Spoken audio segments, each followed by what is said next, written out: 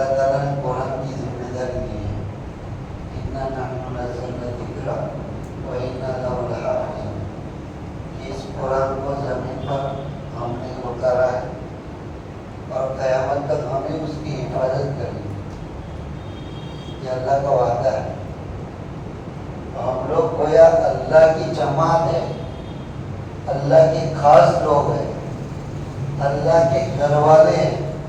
حدیثوں میں ایسے الفاظ آتے ہیں کہ قرآن والے اللہ کے خاص لوگ، قرآن والے اللہ کے گھرانے والے، کیونکہ اللہ کا کلام ہے وہ ہمارے سینوں میں ہم ڈال ہیں۔ تو اللہ کی طرف سے بہت بڑی یہ ہماری خصوصیت ہے، اللہ نے ہم کو چنا ہے، آپ لوگوں کو آپ کے گھر والوں میں سے، خاندان والوں میں سے، محلے والوں میں سے، آپ سے زیادہ خوبصورت، آپ سے زیادہ مالدار، آپ سے زیادہ ہوشیار بچے پڑھے تھے، اللہ کے سامنے تھے، لیکن ان کو قبول نہیں کیا اور اللہ نے آپ لوگوں کو قبول کیا۔ تو سمجھ لو آپ جو ہے اللہ کے پسند کیے ہوئے بچے ہیں، اس کے قرآن کی خدمت کے لیے پسند کیے۔ اب جو اللہ کا پسند کیا ہوا لڑکا ہو وہ کیسا ہونا چاہیے؟ ایک دم اپ ٹو ڈیٹ، نمازوں کا پابند، آنکھوں کی حفاظت، رات دن قرآن کی دھن، اخلاق اچھے، ماں باپ کا فرما بردار، استاد کا فرما بردار، ادب والا، یہ ساری صفتیں اپنے اندر ہونے چاہیے۔ جتنی اس قرآن کی فضیلت ہے، ہم تعریف کر رہے تھے تو شیخ رحمۃ اللہ لکھا ہے فضائل اعمال میں ایک حدیث ہے قرآن کہ جو مسلمان مسجد میں بیٹھ کر قرآن کی ایک آیت موٹے کر یاد کر لے تو اس کو 100 رکعت نفل نماز پڑھنے کا ثواب ملتا ہے۔ اب 100 رکعت تم پڑھو تو ایک تو ٹائم بھی کتنا چاہیے، 1 منٹ کی 1 رکعت کی میں تو بھی 100 منٹ چاہیے، 1.5 گھنٹہ چاہیے، اور پھر اٹھک بیٹھک، رکوع میں جاؤ سجدہ کرو، رکوع میں جاؤ 2 سجدے کرو، کھڑے رہو۔ تو ایک آیت اگر کسی نے یاد کر لی، حفظ کر لی، تو اس کو 100 رکعت نفل نماز پڑھنے کا ثواب ہے۔ اور علم کا ایک باب یاد کر لیا تو اس کو 1000 رکعت نماز پڑھنے کا ثواب ہے۔ علم سیکھنے کی اتنی بڑی فضیلت ہے۔ علم کا ایک باب کا کیا مطلب کہ جیسے وضو، یہ وضو کا پورا ایک بیان ہے کہ وضو کے فرائض، وضو کی سنتیں، وضو کے مستحبات، کون سی چیزوں سے وضو ٹوٹتا ہے۔ اگر اتنی چیزیں سیکھ لی تو آپ کو 1000 رکعت نماز پڑھنے کا ثواب ملے گا۔ غسل کے فرض، غسل کی سنتیں، اور کون سی چیزوں سے غسل واجب ہوتا ہے، فرض ہوتا ہے، کون سے موقع پر غسل کرنا سنت ہے، کوئی بتائے گا؟ غسل کرنا کون سے موقع پر سنت ہے؟ بولو۔ جمعہ کے دن کرتے کہ نہیں کرتے؟ تو کس نیت سے غسل کرتے؟ جمعہ ہے، جمعہ کے لیے غسل کرتے نہیں، جمعہ کی نماز کے لیے۔ ہمارے مکتب میں بھی وہ کتابیں جو پڑھا تھا تعلیم الاسلام، سوال جواب والی اردو، اس کے اندر یہ مسئلہ ہے 4 یا 5 موقع ایسے ہیں کہ جس میں نہانا سنت ہے۔ سنت کس کو کہتے ہیں؟ جس اب کام کو ہمارے نبی صلی اللہ علیہ وسلم نے کیا ہے وہ سنت ہے۔ تو جمعہ کے دن جمعہ کی نماز پڑھنے کی نیت سے نہانا اور غسل کرنا یہ سنت ہے۔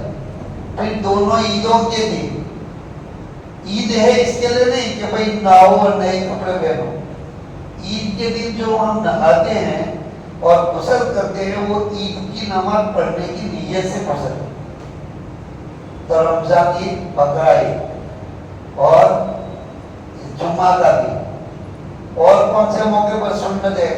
کہ لوگ جو حج بیت اللہ کے لیے جاتے ہیں اور احرام سے پہننے سے پہلے جو غسل کرتے ہیں وہ بھی سنت ہے، لیکن عرفات کے میدان میں ٹھہرنے سے پہلے یعنی وہاں عبادت کرنے سے پہلے ہمارے نبی علیہ السلام نے جب مینا سے عرفات کے تو پہلے غسل فرمایا، تو یہ بھی سنت ہے۔ کچھ موقعوں پر مستحب ہے اور کچھ موقعوں پر فرض ہے، تو اگر یہ غسل کا بیان سیکھ لیا تو 1000 رکعت نفل نماز پڑھنے کا ثواب ملتا ہے۔ تو دین کے علم سیکھنے کی فضیلت بہت ہے بھائی، اور قرآن کو جو میں نے کہا 6000 آیتیں ہیں، تو اگر کوئی پورا حافظ ہوگا تو ایک آیت پر کتنی 100 رکعت، تو 6000 کے اوپر دوسرے 2 زیرو لگا دو تو کتنے ہوں گے؟ 60,000 ہوگی، یہ 6 لاکھ۔ ایک آیت کی 100، 10 آیت کی 1000 اور 100 آیت کی 10,000، 6 لاکھ ہوتی ہے۔ 6 لاکھ رکعت نماز پڑھنے کا ثواب ملے گا جو پورا حافظ ہو جائے گا، اس کو 6000 آیتیں قرآن۔ تو یہ ثواب کا بھی ہمارے دل میں دھیان ہو بیٹا، یہ نہیں کہ وہ بنا حافظ تو میں بھی بنتا ہوں، وہ بنا تو اس کو سند ملی نا، اس کو بہت انعام ملا نا، اس کو بہت بدھائی دی سب نے، دیکھا دیکھی حافظ نہیں بننے کا۔ اپنی آخرت بنانے کے لیے، اللہ کو راضی کرنے کے لیے، قرآن کی حفاظت کے لیے، اور وہ جو حدیثیں آپ نے سننے فضائل قرآن میں، کوئی یاد ہے؟ ایک حدیث یاد ہے؟ حافظ کی کیا فضیلت ہے؟ کھڑا ہو کے بول، اس کے ماں باپ کو تاج دینا ایسا کچھ ہے؟ کھڑا ہو کے بولو، کون بولتا ہے؟ دیکھو ایک حدیث میں تو یہ فرمایا حضور صلی اللہ علیہ وسلم نے کہ جو ماں باپ اپنے بچے کو حافظ بناتے ہیں، قیامت کے دن اس حافظ کے ماں باپ کو تخت لگایا جائے گا، اس پر بٹھایا جائے گا اسٹیج پر، اور ان کو جنت کے جھوڑے پہنائے جائیں گے، جنت کا تاج موتیوں والا پہنایا جائے گا، اور کہا جائے گا، وہ کہیں گے کہ اللہ یہ کس انعام کے اندر، کس عمل پر یہ ان کو جھوڑے پہنا ہے، جنت کے قیمتی ریشمی کپڑے اور یہ تاج، کہ تم نے اپنے بچے کو حافظ بنایا نا، اس کے لیے تم کو آج یہ اکرام کیا جانا۔ پھر حافظ کو کہا جائے گا یقال لصاحب القرآن اقرا وارتقی ورتل کما کنت ترتل فی الدنیا، او حافظ جی پورا چڑھو، جنت کی منزلیں چڑھو،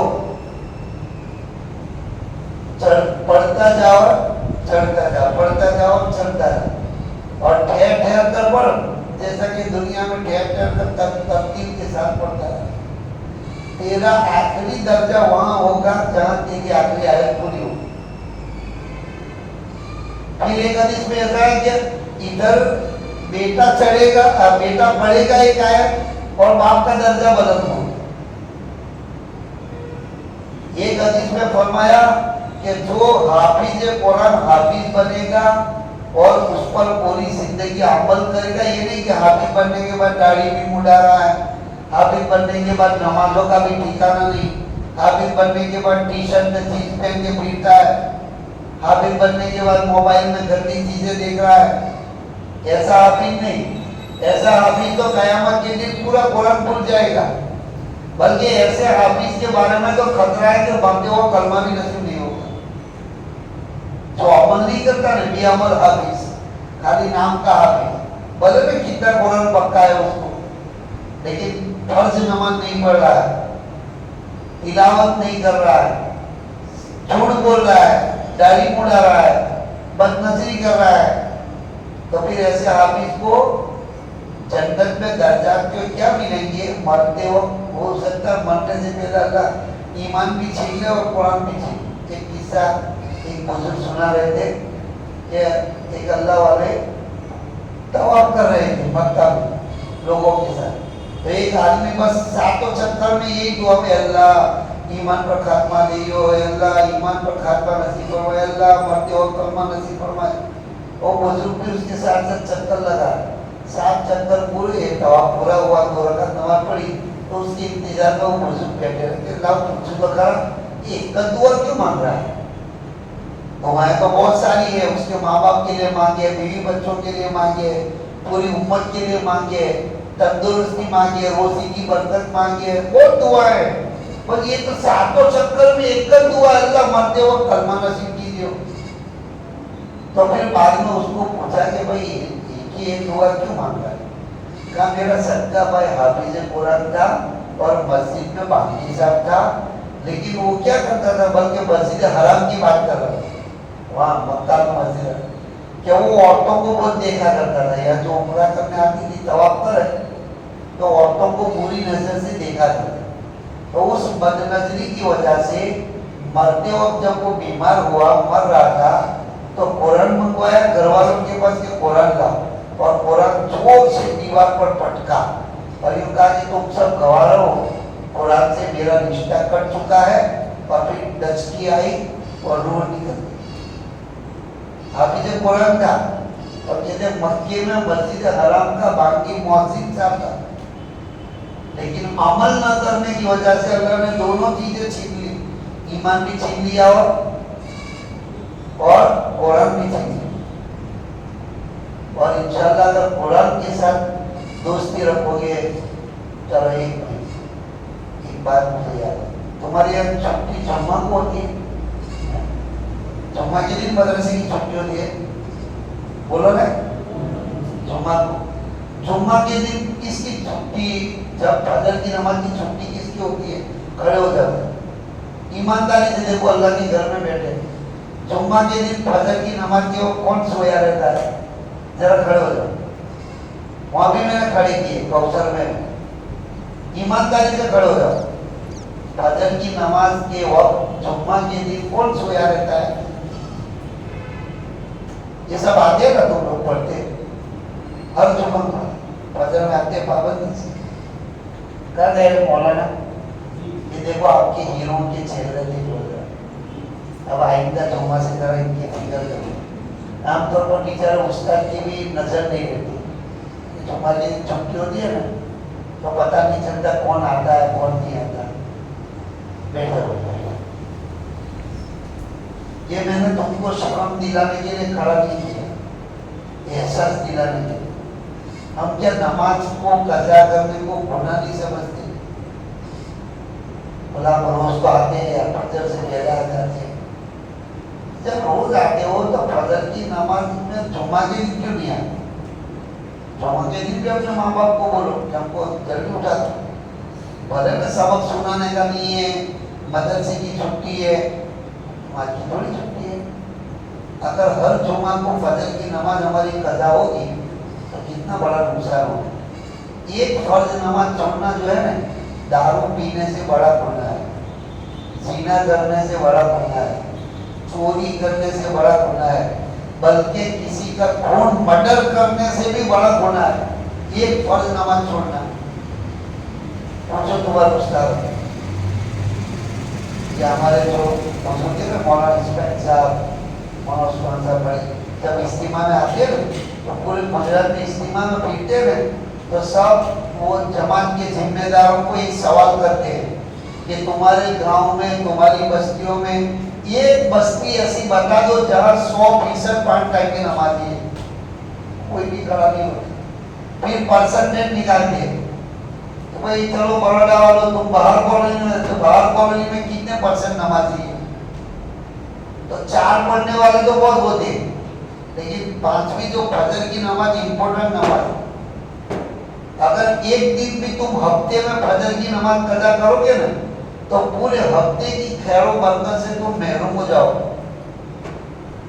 کیونکہ فجر کی نماز کے اندر قرآن پاک میں اللہ نے خصوصی طور پر فرمایا کہ فجر کی نماز میں قرات لمبی پڑھی جاتی ہے اور میرے آسمان سے فرشتے حاضر ہوتے ہیں مسجدوں میں. فجر کی نماز کے اندر سینکڑوں فرشتے ہر مسجد میں ہوتے ہیں. تو فرشتوں کے ساتھ ہم نماز پڑھیں گے تو کتنی نورانیت ملے گی ہم کو. پھر صبح کے وقت کے اندر ہمارے نبی علیہ السلام نے برکت کی دعا کی ہے, یا اللہ میری امت کے لوگوں کے لیے ان کے صبح کے وقت میں برکتیں نازل کرو. ایک حدیث میں ہے کہ جو صبح کی نماز پڑھ کے پھر اپنی دنیا کے کام کے لیے نکلتا ہے اس کے ہاتھ میں ایمان کا جھنڈا ہوتا ہے, اور جو فجر قضا کر کے دکان پہ یا دنیا کے کام کے لیے جاتا ہے اس کے ہاتھ میں شیطان کا جھنڈا ہوتا ہے. اس سے سب نیت کرتے ہو. اب آئندہ سے جب بھی جمعہ ہے فجر کی نماز پہ بہت نیند آتی ہے, نیند پوری نہیں ہوتی, تو فجر کی نماز پڑھ لو, نماز پڑھ کے پھر چلے جاؤ, پھر سو جاؤ, 2 گھنٹے سو لو. ابھی ہم نے دیکھو یہاں تمہاری مسجد میں فجر کی نماز پڑھی, اس کے بعد ساتھیوں میں 6 نمبر کیے, پھر عشاء کی نماز پڑھی, چائے ناشتہ کیا اور وہاں جا کے بھی سو گئے. ابھی اٹھے, اب ہماری تعلیم کریں گے, آرام کے لیے وقت ہے. حدیث میں آتا ہے کہ جب سب مسلمان سو جاتے ہیں تو فجر کی نماز سے پہلے شیطان سب کے پاس ہے, سب کے ساتھ ہے, ابھی بھی بیٹھے میرے ساتھ, آپ کے ساتھ, سب کے ساتھ, وہ پوری زندگی ساتھ رہتے ہو. جب ہم مر جائیں گے تو پھر وہ چھوٹا ہو جائے گا, تو وہ گانٹھ لگاتا ہے اور منتر پڑھتا ہے, اور جب اپنے اٹھنے کا ارادہ کرتے تو کیا کہتا ہے, ٹھپکیاں مارتا سلاتا ہے, علیک لیل طویل فرقد, بہت لمبی رات ہے, سو جا سو جا سو جا. میری بات نہیں ہے, حدیث کی بات ہے. ہمارے نبی علیہ السلام نے فرمایا کہ وہ تھپکیاں مار کے کہتا علیک لیل طویل فرقد, علیک لیل طویل فرقد, سو جا سو جا, بہت لمبی رات ہے. پھر جیسے طلوع آفتاب کا وقت ہوا, یعنی فجر کی نماز کا آخری وقت پورا ہو گیا, اب مغرب وقت شروع ہو گیا, تو اس وقت شیطان کیا کرتا ہے, بعد شیطان فی سیماقی, یہ سیماق جو ہے وہ کان کی سوراخ کو کہتے ہیں. بولا شیطان اس کے کانوں کے اندر سوراخ میں پیشاب کرتا ہے اور پھر چلا جاتا ہے. ابھی میں کچھ دنوں پہلے مولانا یونس پالن پوری کا ایک بیان سنا, وہ چھوٹے چھوٹے بیان اس کے بھیجتے رہتے ہیں امت کو. تو اس میں یہ کہا کہ بھئی جو حدیث میں آتا ہے کہ شیطان کانوں میں پیشاب کرتا ہے, پھر انہوں نے نقل کیا تھا کہ شاہ ولی اللہ محدث دہلوی رحمۃ اللہ علیہ نے اس حدیث کی تشریح میں یہ کہا کہ جو روز فجر کی نماز قضا کرتا ہوگا تو اس کے کان میں جب شیطان پیشاب کر جائے گا تو ایسے آدمی کو مرتے وقت کلمہ نصیب نہیں ہوگا. فجر کی نماز بہت امپورٹنٹ نماز ہے. دوسری بات کہ ہم جو حفظ کلاس پڑھتے ہیں نا, تو حفظ کلاس کے اندر بھائی تو خراب ہو, تیرا سبق سے لے کے دور سنانے تک کیسے یاد کرتا ہے کہ کیسے سنانا. پہلا سبق لے لو, چلو کل جو تیرے کو سبق سنانے کا ہے وہ سبق کیسے یاد کرتا ہے, پہلے کیا کرتا ہے, نظر کس کے پاس پڑھتا ہے, استاد کے پاس کہ کوئی تیرے سے آگے والے کے پاس ہے, تیرے سے آگے والے کے پاس سبق پڑھتا ہے. پھر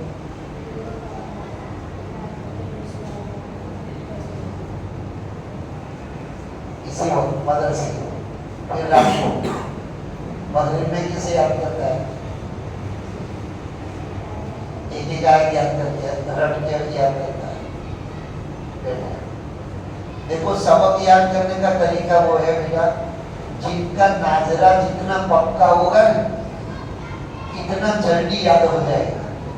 ناظرہ کس کو کہتے ہیں, اندر دیکھ کے پڑھنے کو کیا کہتے ہیں, ناظرہ. تو ناظرہ جس کا جتنا پکا ہوگا اسپیڈ میں پڑھے گا اور صحیح پڑھے گا, زبر سے اس کو صحیح ادا کرے گا, تو اتنا جلدی اس کو منہ پہ ہو جائے گا.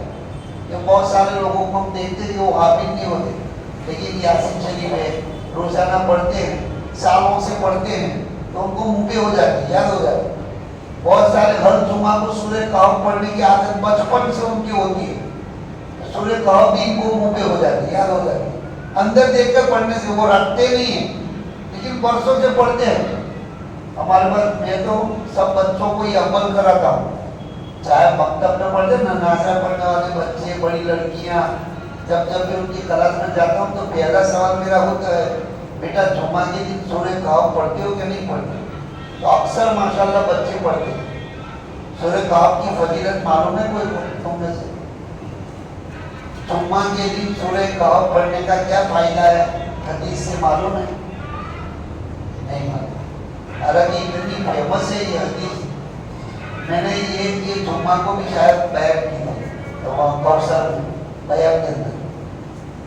जुम्मा के दिन हमारे नबी सल्लल्लाहु अलैहि वसल्लम ने फरमाया कि सूरह कहफ जरूर पढ़ा करो। सूरह कहफ पढ़ोगे तो अल्लाह दज्जाल और दज्जाल के फितनों से तुमको बचा लेगा। और आज के जमाने में तो ठहर ठहर फितने हैं सब।